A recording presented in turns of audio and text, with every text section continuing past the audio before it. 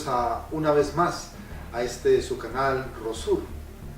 Hoy vamos a hablar cosas muy importantes, pero lo más importante que vamos a hablar hoy es de la vida y obra de Leonardo da Vinci. Leonardo da Vinci, que nació en el siglo XV, es el símbolo de lo que es el Renacimiento, puesto que en su época se tomó todo lo que era la antigua Grecia y volvió otra vez el ser humano a ser el centro del universo, puesto que antes del Renacimiento Dios era el centro del universo y todo lo que se dijera en contra de la Biblia sería pecado. Así que hubo un gran renacimiento, un gran reflorecimiento por medio de Leonardo da Vinci, que es el símbolo de esta época tan especial. Y quiero hablarles un poco de Leonardo da Vinci, porque Leonardo da Vinci fue un Illuminati. Pero ¿qué significa Illuminati? Ahorita estoy mirando en las redes sociales, en Facebook y en todas las partes, que se habla de los Illuminati como si fuera algo negativo. Tal vez existan Illuminatis negativos, pero realmente los Illuminati originalmente eran todos positivos, porque el Illuminati significa el iluminado, es una palabra italiana, y resulta que los Illuminati tenían contacto con seres de otros planetas, los cuales aprovechaban esta confusión o esta unión entre ellos y estos seres especiales que escogían muy minuciosamente para dar información a la humanidad para que ésta evolucionara más rápidamente. Por lo tanto, Leonardo da Vinci fue un Illuminati y él tenía contacto con seres de otros planetas, sobre todo del cinturón de Orión, en un planeta llamado Crano. Leonardo da Vinci hacía trances todos los días. Él salía en trance o desdoblamiento, él sacaba su espíritu y su espíritu estaba conectado a él por medio del cordón de plata, que viene siendo una extensión del mismo espíritu, pero que se conecta al ombligo, porque allí es donde nosotros nos conectamos con el ombligo en el vientre materno, y también es cuando nosotros salimos en trance, ya sea un trance voluntario o involuntario, nuestro espíritu está conectado allí por medio del cordón de plata, que no es más que una extensión del mismo espíritu, o sea que el espíritu se alarga por medio del cordón de plata, puede ir inclusive a otro país, a otro planeta, y luego viene y se recoge completamente y vuelve a penetrar por allí, por el ombligo o el plexo solar. Y cuando regresa, pues viene con un cúmulo de conocimientos.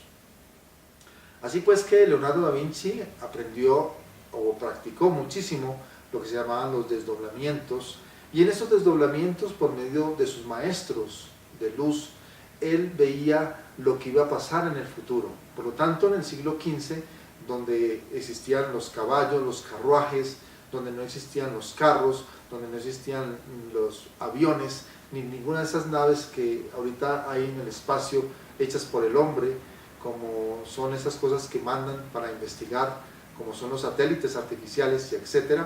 Esto no existía, mas sin embargo Leonardo da Vinci los visualizó en sus viajes astrales, y él pudo ver desde el siglo XV, donde no existían ninguna de estas cosas, pudo ver cómo existían los carros, cómo existían los aviones, y él mismo hizo unos prototipos o una especie de planos, cómo hacer una nave que volara a la velocidad del sonido, por ejemplo, y hasta también hizo otra nave como para volar a la velocidad de la luz. Vemos que Leonardo da Vinci también hablaba sobre los submarinos, sobre los helicópteros, sobre cosas que realmente eran imposibles en ese momento, y gracias a esto pues los científicos del futuro pudieron ver estas imágenes y de pronto proyectar su imaginación a eso que había visto posible Leonardo da Vinci en el pasado. Por lo tanto, Leonardo da Vinci fue ingeniero, fue arquitecto, fue dibujante, fue poeta, fue escritor, fue un ser multifacético y fue un ser magnífico por su gran poder mental, y espiritual, y también porque tenía realmente un respaldo de los seres extraterrestres, o sea, los maestros de luz. Mas, sin embargo, todos los maestros que vienen aquí a la Tierra también traen sus karmas. En lo que significa la literatura de la maestra Revelis, ella habla que de pronto Leonardo da Vinci pudo haber sido la reencarnación de Juan el Bautista. Esto quiere decir que Leonardo da Vinci era una persona realmente muy evolucionada, que tenía poderes mentales y espirituales, pero también vino con un karma. Este gran karma que le atormentó a Leonardo da Vinci fue su homosexualismo.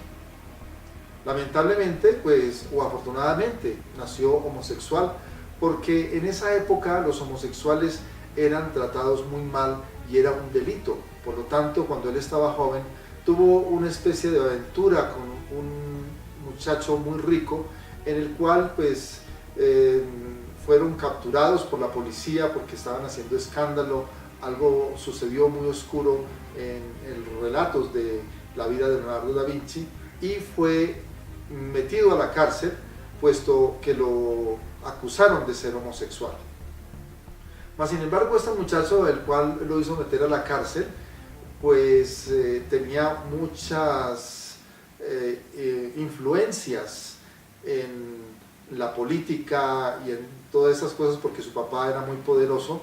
Entonces, gracias a ello, pues salieron libres y les dieron unos latigazos, se podría decir, y Leonardo da Vinci estuvo a punto de ser sentenciado a la cárcel por ser homosexual, ya que esto le daba muchísimos años y los colocaban a los homosexuales en ese entonces a hacer trabajos forzados, y realmente cuando salían de la cárcel pues salían ya con esa seña en su vida, la cual les atormentaría por el resto de su existencia.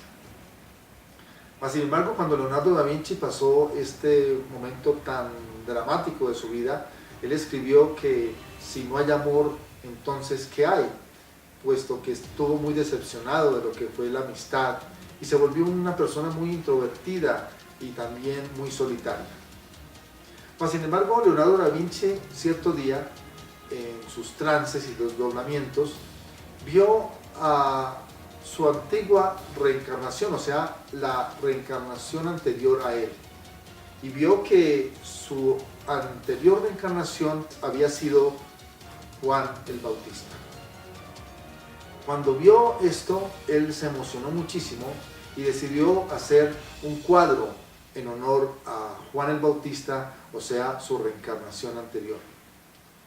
Cuando él estaba buscando un modelo para poder hacer este famoso cuadro llamado Juan el Bautista, él estaba recorriendo las calles de Florencia y de repente vio a un muchacho muy joven, muy hermoso, el cual le recordó cómo se había visto él mismo en otra reencarnación, en su reencarnación anterior como Juan el Bautista, y vio en aquel muchacho con exactitud todos los rasgos y características que había tenido Juan. Por ejemplo, Juan el Bautista era un ser no muy alto, pero era muy delgado, muy esbelto, muy delicado, y tenía unos rizos que parecía que el poder que tenía Juan el Bautista existía en su propio cabello, porque tenía un cabello muy hermoso y abundante y frondoso, y este lo cuidaba con aceites especiales como aceite de oliva, pero con un tratamiento muy especial.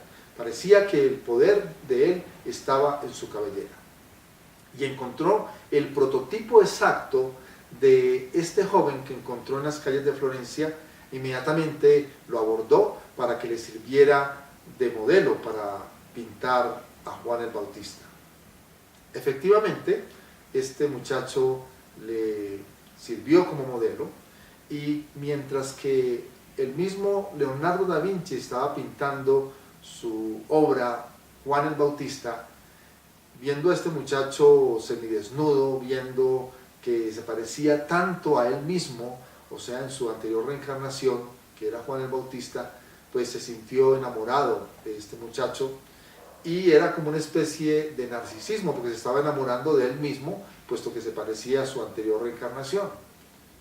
Entonces, cuando empezó como esta especie de amor prohibido, fue un enamoramiento muy profundo, pues Leonardo da Vinci empezó a tener una especie de guerra interior, puesto que él sabía que si accedía a el amor que le profesaba este muchacho, pues perdería sus poderes mentales, o ese era su temor.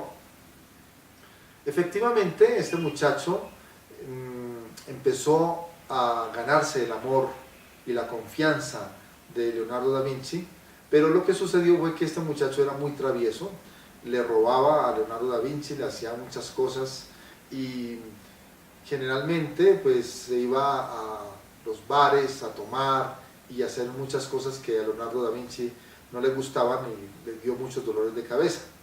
Por tal motivo, Leonardo da Vinci lo bautizó con un sobrenombre y le llamó el Salai.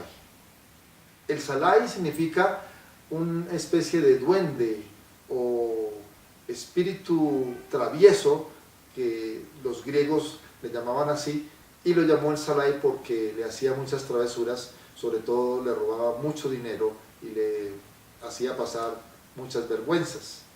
Mas, sin embargo, hubo un entendimiento que realmente habría que profundizar un poco más sobre la vida de Leonardo da Vinci, y luego se compenetraron tanto los dos que vivieron 25 años juntos. En esos 25 años juntos fueron una pareja, pero no sé si supieron disimular mucho esta relación, puesto que se dice que Leonardo da Vinci jamás tuvo contacto homosexual con este muchacho, aunque era una especie de amor platónico, pero vivieron bajo el mismo techo 25 años por el temor de Leonardo da Vinci de perder sus poderes y capacidades mentales. Es pues que este gran amor fue tan grande que Leonardo da Vinci decidió pintarlo. Y era tanta su frustración, porque era un amor prohibido en ese entonces, que decidió pintarlo como una mujer. Y así fue. Lo pintó como una mujer, sus rizos un poco alborotados y que caracterizaban al Salai. Lo hizo un poco más liso su cabello, y de ahí salió la Mona Lisa. Por lo tanto, señoras y señores, la Mona Lisa no es una mujer. La Mona Lisa es un hombre. Alguien diría en forma de chiste que sería el mono liso. Pero realmente es una conjugación de lo masculino y lo femenino si uno empieza a estudiar la Mona Lisa en sus rasgos misteriosos. Por ejemplo, lo que más llama la atención de la Mona Lisa es su sonrisa, una sonrisa realmente muy dulce, pero también tiene unos ojos muy pícaros, como cuando alguien está ocultando algo.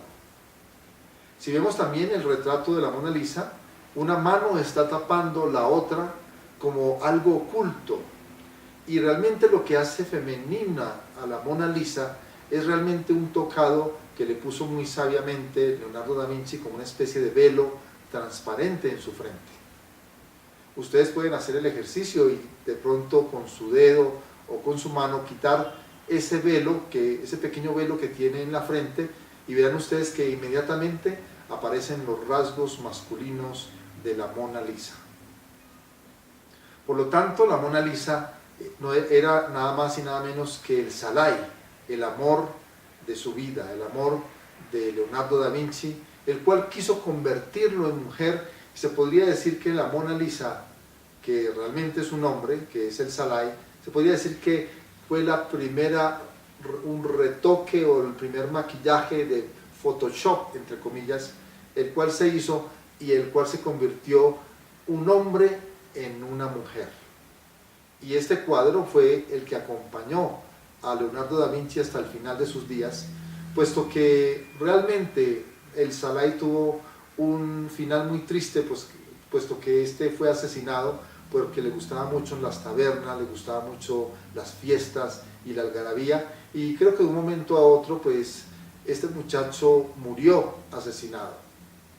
Mas sin embargo, Juan el Bautista, reencarnado en Leonardo da Vinci, tuvo este gran amor y este gran reto, porque como maestro él tenía que superar su homosexualismo y decidir si seguía siendo maestro o seguía siendo homosexual, y entregar todo su amor a este gran personaje que lo inspiró, llamado el Salai.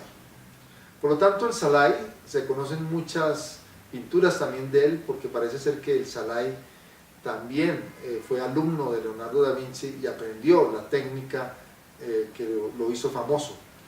También pues este amor imposible, este amor que causó sufrimientos a Leonardo da Vinci, lo inspiró, y por lo tanto la Mona Lisa es una prueba de un amor prohibido. Muchísimas gracias por haberme acompañado en su canal Rosur, y gracias por acompañarme en este programa.